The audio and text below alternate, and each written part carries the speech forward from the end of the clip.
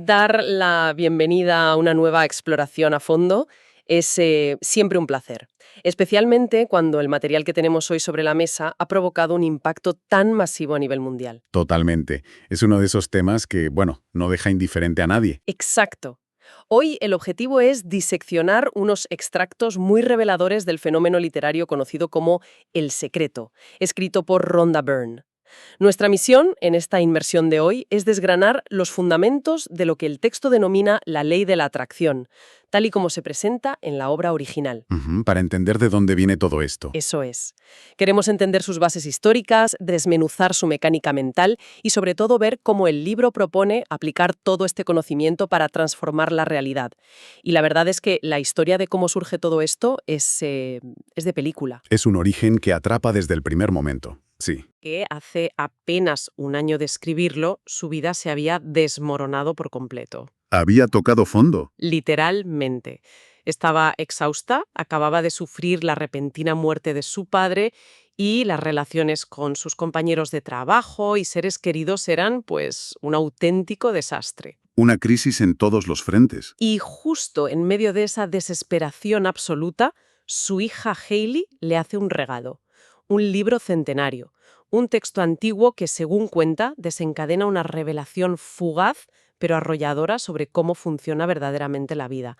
Vale, vamos a analizar esto, porque pasar del colapso emocional absoluto a descubrir un principio universal a través de un libro viejo regalado en el momento exacto me parece el inicio perfecto para esta historia. Si conectamos esto con el panorama general, nos damos cuenta de que el texto enmarca ese momento de profunda vulnerabilidad personal dentro de un misterio histórico inmenso. Claro, le da una dimensión mucho mayor. Exacto. No se trata simplemente de la epifanía aislada de una persona en apuros. La autora afirma haber rastreado este secreto a lo largo de la historia, encontrando evidencias de su uso en distintas épocas y por figuras muy concretas. O sea, que no estamos hablando del típico concepto de autoayuda moderno que alguien se acaba de inventar en un despacho ayer por la tarde. ¿Qué va? Para nada. Según el material que estamos revisando, esta no es una idea nueva, sino un principio fundamental que conocían las figuras más brillantes de la humanidad. Fíjate. Estamos hablando de mentes de la talla de Platón, Shakespeare, Isaac Newton, Beethoven, Víctor Hugo e incluso Albert Einstein. Es una lista imponente, desde luego. Lo es. La premisa es que estas personas excepcionales comprendían una ley natural, un conocimiento que por diversas razones no era de dominio público o quedaba reservado para unos pocos a lo largo de los siglos. Es fascinante cómo la narrativa toma una crisis personal contemporánea y la entrelaza con el legado de las grandes civilizaciones. Es un salto tremendo. Sugiere que el éxito extraordinario de estos personajes históricos no se debía únicamente al talento o al esfuerzo tradicional que todos conocemos. Precisamente, el texto insinúa que ese nivel de genialidad roza lo inexplicable si no se tiene en cuenta la aplicación, ya sea consciente o inconsciente, de este principio. Y ese principio fundamental nos lleva directamente al núcleo conceptual de nuestro debate. El texto introduce una premisa principal y categórica, la ley de la atracción. El pilar de todo el libro. Según las fuentes, esta ley es el motor absoluto de todo lo que experimenta el ser humano en su día a día. Para ilustrar la magnitud de esta afirmación, el material cita a Bob Proctor, un filósofo que plantea una idea que deja a cualquiera pensando. La analogía de la exploración espacial, ¿verdad? Es una de las más contundentes del texto. Esa misma. Él afirma que todos los seres humanos operan con un poder infinito y se guían por las mismas leyes naturales, pero va mucho más allá. Señala que estas leyes del universo son tan exactas, tan matemáticamente perfectas, que permiten a la humanidad construir naves espaciales, enviarlas a la Luna y programar un alunizaje con fracciones de segundo de precisión.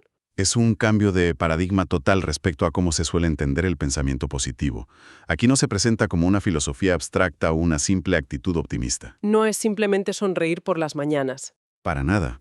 Se describe como una ley inmutable, tan fiable y calculable como la gravedad o la termodinámica. Exactamente. Y la regla de oro de esta ley, la frase que resuena constantemente a lo largo del texto, es que lo semejante atrae a lo semejante. Una premisa muy visual. Y para visualizar esto sin perderse en conceptos abstractos, el texto recurre a analogías muy potentes. Una de ellas es la de John Assaraf, que propone que los seres humanos funcionan como imanes gigantes. Me encanta esa imagen. Es muy clara. Un imán simplemente atrae hacia sí aquello que resuena con su campo magnético. No juzga, no discrimina si lo que atrae es bueno o malo para él. Simplemente atrae. Y el poder magnético más fuerte del universo, según esta visión, residiría en el interior de cada persona, emitiéndose de forma ininterrumpida a través de los pensamientos. Todo el rato. Todo el rato. Esa metáfora del imán es útil, pero el material profundiza aún más utilizando otra analogía clave que es vital para comprender la mecánica real que propone el libro, la torre de transmisión de televisión. A ver, esa parte es crucial para no quedarse solo en la idea superficial. Claro. El texto explica con gran detalle que los pensamientos no son ideas etéreas que se desvanecen en el aire dentro de la cabeza, emiten una frecuencia medible. Como las ondas. Funciona exactamente igual que sintonizar un canal en la televisión de casa. Cualquier persona sabe que para ver unas imágenes concretas en la pantalla hay que sintonizar una frecuencia específica. Lógico. Si uno quiere ver un documental de naturaleza, sintoniza ese canal. No se sienta frente a la pantalla esperando ver el telediario en esa misma frecuencia. Tiene toda la lógica del mundo planteado así. Pues bien, la mente humana es descrita aquí como la torre de transmisión más potente de todo el universo. Las frecuencias que emite esa torre, que son los pensamientos constantes de cada individuo, no rebotan en una antena de metal en un tejado. Atraviesan todo. Atraviesan ciudades, continentes y reverberan por todo el universo. Y el matiz importante de esta analogía no es solo que emitimos una señal, sino cómo vuelve esa señal. Efectivamente, la señal que se envía vuelve transformada en imágenes, pero esas imágenes no aparecen en una pantalla de plasma en el salón, sino que componen la vida real y tangible de la persona. Sus experiencias de vida. Son sus relaciones personales, su situación financiera, su estado de salud. Si alguien no está satisfecho con las imágenes que está viendo en su vida cotidiana, la única solución lógica y mecánica que plantea este principio es cambiar de canal. Modificando la frecuencia de los pensamientos. Eso es. Aquí es donde se pone realmente interesante, porque el libro no se conforma con quedarse únicamente en el terreno de las metáforas visuales, busca un respaldo directo en la ciencia moderna. El texto cita al físico cuántico Fred Alan Wolf, quien sugiere que la física cuántica está empezando a apuntar precisamente hacia este descubrimiento. Una declaración bastante audaz, desde luego. Mucho. Según sus palabras, recogidas en las fuentes, es imposible tener un universo sin una mente. Él argumenta que la mente es lo que da forma a absolutamente todo lo que se percibe. Es un concepto profundo. No estamos hablando de pensamiento mágico, según su postura, sino de un nivel profundo de entendimiento sobre cómo se estructura la propia realidad física. Es un salto conceptual tremendo. Implica pasar de la idea tradicional de ser un simple observador pasivo del mundo a ser el creador activo del mismo. Pero claro, al llegar a este punto, cualquier mente analítica que se enfrente a esta información se topará inevitablemente con un muro lógico gigantesco. Surge la gran contradicción. Totalmente. El gran dilema que plantea y aborda el propio texto. La pregunta es evidente: si todo el mundo tiene esta inmensa capacidad creadora y puede configurar su realidad simplemente con sus pensamientos, ¿por qué no hay un planeta lleno de personas viviendo absolutamente la vida de sus sueños? Es la primera pregunta que le viene a cualquiera a la cabeza. Porque sigue existiendo el sufrimiento generalizado, la escasez o la frustración diaria. Y la respuesta que da el libro a esta paradoja es muy contundente. Lo denominan la epidemia del no quiero. La epidemia del no quiero, exacto. El argumento central aquí es que las personas pasan muchísimo más tiempo pensando, quejándose y hablando sobre las cosas que temen o rechazan que sobre las cosas que verdaderamente desean conseguir. Existe un hábito de concentrar toda la energía mental en el problema. Y el texto es tajante respecto a cómo reacciona esta ley universal ante ese hábito tan humano. Basándonos en las palabras de Lisa Nichols, otra de las expertas citadas en la obra, la ley de la atracción es completamente sorda a la palabra no. No la procesa. No entiende de negaciones gramaticales, no computa el no quiero, el nunca más o el espero que no pase. Simplemente responde al sujeto central del pensamiento. Es como si el universo careciera de un filtro para la negación. Exacto. El libro proporciona una lista de ejemplos cotidianos que ilustran esto de una forma muy dinámica. Y la verdad es que resulta hasta cómico o trágico, según se mire, ver cómo funciona la mente en el día a día. Ponme un ejemplo de los que dan. Por ejemplo, si alguien va conduciendo estresado y piensa intensamente, no quiero llegar tarde, por favor, no quiero llegar tarde, la señal que recibe y procesa la ley universal es quiero llegar tarde. ¿Se queda solo con el concepto principal, que es llegar tarde? Eso es. O si alguien estrena calzado y se dice a sí mismo, no quiero que me duelan los pies con estos zapatos, la traducción literal para esta ley es, quiero que me duelan los pies.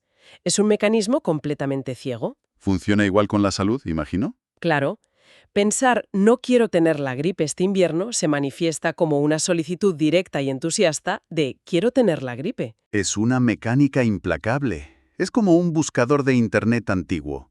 Si una persona escribe en la barra de búsqueda «no quiero ver fotos de elefantes», el algoritmo ignora la negación. Solo reconoce la palabra elefantes. Y en milisegundos te llena la pantalla entera de ellos. Lo fascinante aquí es cómo esta teoría de la negación se ilustra en el material original mediante casos reales y tangibles. Hay una anécdota particular que destaca enormemente en los extractos. La de Robert. Esa misma. Según relata Bill Harris en el texto, Robert era un estudiante suyo que seguía sus cursos por correo electrónico y cuya vida parecía una acumulación interminable de desgracias. Una situación verdaderamente dramática, por lo que cuentan las fuentes. La oficina sufría un acoso laboral constante y despiadado. En la calle era blanco habitual de insultos por parte de homófobos. Madre mía. Y para colmo de males, su gran sueño vital era ser humorista. Pero cada vez que se armaba de valor y subía al escenario, el público lo abucheaba cruelmente por su orientación sexual. Toda su realidad era estrés y humillación continua. Y claro, sus correos electrónicos al profesor reflejaban exactamente eso. Completamente. Escribía con una pasión y una angustia desbordante sobre todas las realidades que detestaba de su existencia. Estaba 100% enfocado en el no quiero.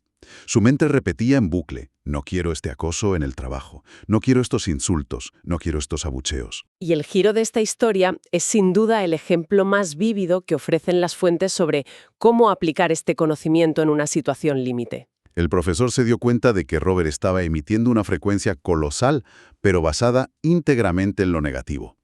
Le hizo ver su propio patrón, le hizo releer sus propios mensajes para que viera de forma objetiva la inmensa cantidad de energía mental que estaba dedicando a todo aquello que quería evitar a toda costa. La intervención del profesor fue quirúrgica. La indicación fue clara y radical.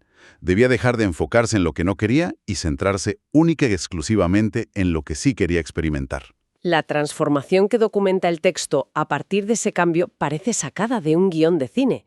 Según las fuentes, en un plazo de tan solo 6 a 8 semanas de aplicar este cambio radical, la realidad de Robert dio un vuelco absoluto. Es un margen de tiempo cortísimo para un cambio tan drástico.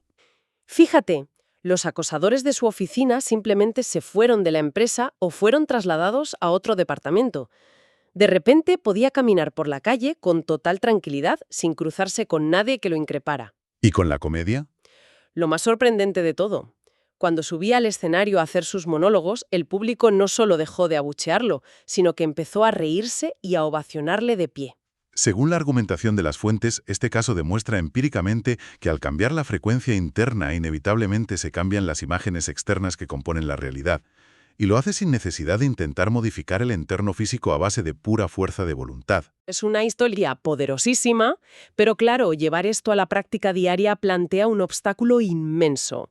Marcy Shimoff, otra de las colaboradoras del texto, aporta un dato científico que resulta demoledor para cualquiera que intente aplicar esto. A ver. Los seres humanos experimentan alrededor de 60.000 pensamientos al día. 60.000. Es una cifra vertiginosa. Sale a un pensamiento cada poco más de un segundo durante las horas que estamos despiertos. Imagínate, la mera idea de intentar monitorizar, filtrar y controlar semejante caudal de actividad mental resultaría absolutamente agotador. Sería una tarea faraónica intentar cazar al vuelo cada pensamiento negativo, cada duda o cada miedo que se cruza por la cabeza. Sería enloquecedor. Y el libro es consciente de ello. Si no se puede auditar el origen de cada uno de esos 60.000 pensamientos, ¿cómo se supone que se debe gobernar esta torre de transmisión sin acabar con un colapso mental? Buena pregunta. La solución que propone el material original me parece brillante por su simplicidad. Usar las emociones como indicadores. Las emociones como brújula. Exacto. Los sentimientos actúan como un sistema de retroalimentación inmediata, una especie de brújula infalible que ya viene instalada de serie en nosotros. Es decir, el atajo perfecto. No hace falta volverse loco auditando las 60.000 ideas sueltas, basta con detenerse un segundo y observar cómo se siente uno físicamente. Eso es. El texto afirma categóricamente que es físicamente imposible tener emociones negativas y pensamientos positivos de forma simultánea.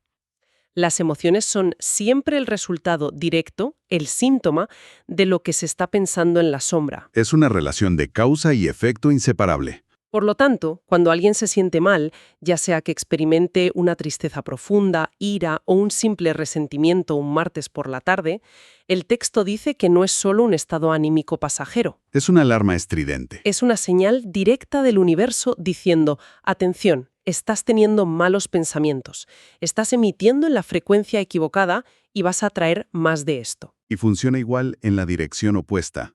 Si hay entusiasmo, gratitud o alegría, es la confirmación absoluta de que los pensamientos están en la frecuencia correcta, atrayendo circunstancias deseables. Se reduce el inmenso trabajo de intentar controlar 60.000 ideas a la simple tarea de escuchar el estado emocional. Visto así, quita muchísimo peso de encima. Pero claro, esto me lleva a pensar en el pánico inicial que puede sentir alguien al descubrir esta mecánica. Ah, ya, el miedo a manifestar una catástrofe por un simple despiste. Totalmente.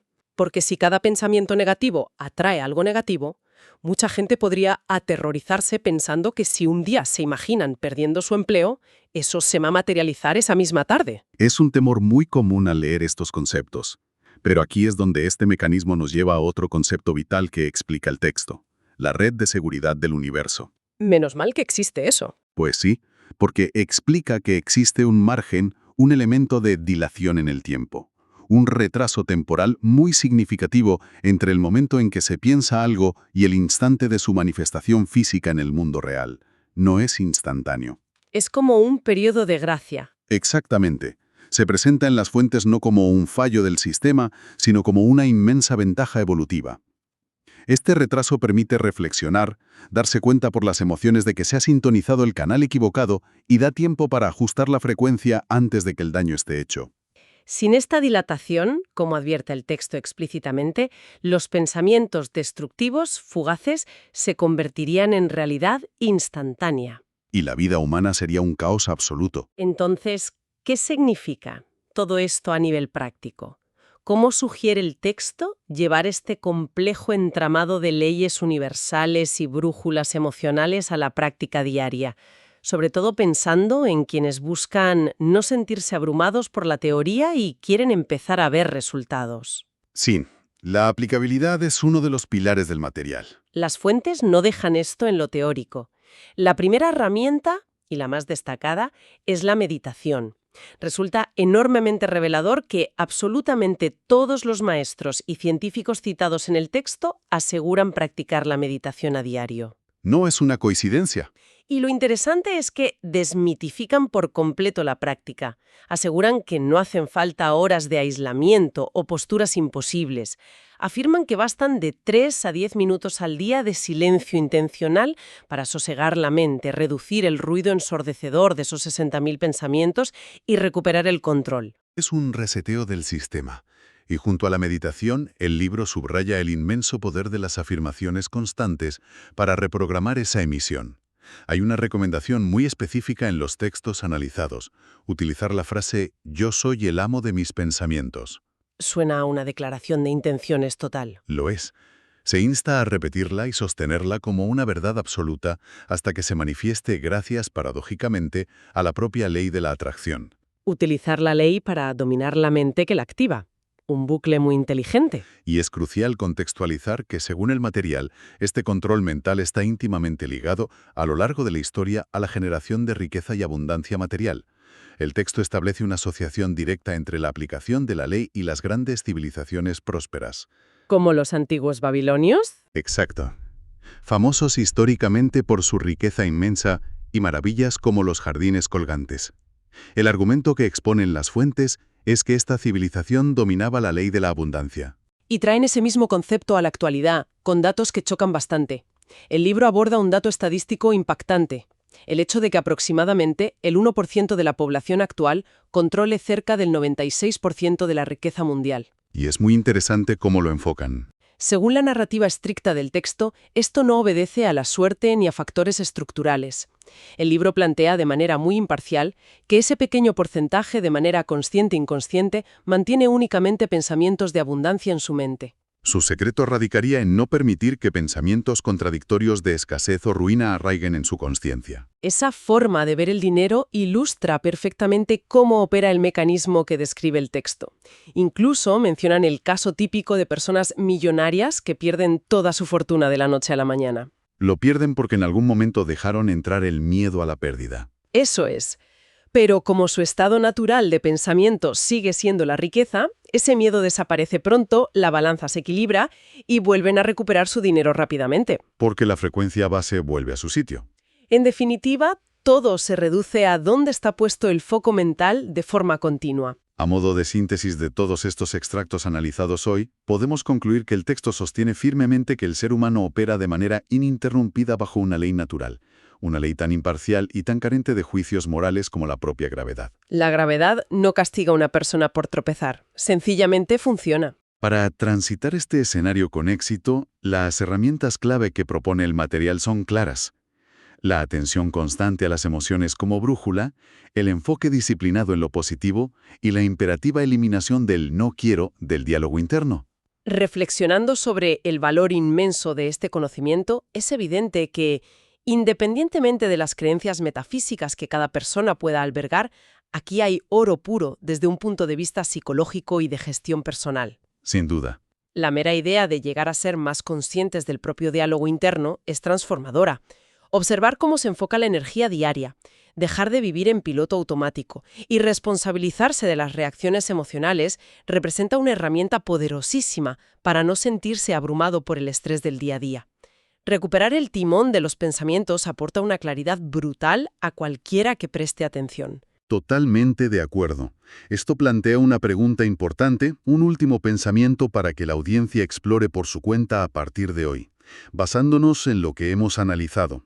Si damos por cierto lo que afirman estos textos de forma tan rotunda, que el inmenso universo y nuestra propia mente son ciegos a la palabra no y solo responden al núcleo duro del pensamiento, ¿cuál es ese deseo oculto, esa queja recurrente formulada constantemente en negativo, que alguien está transmitiendo al mundo ahora mismo sin darse ni cuenta?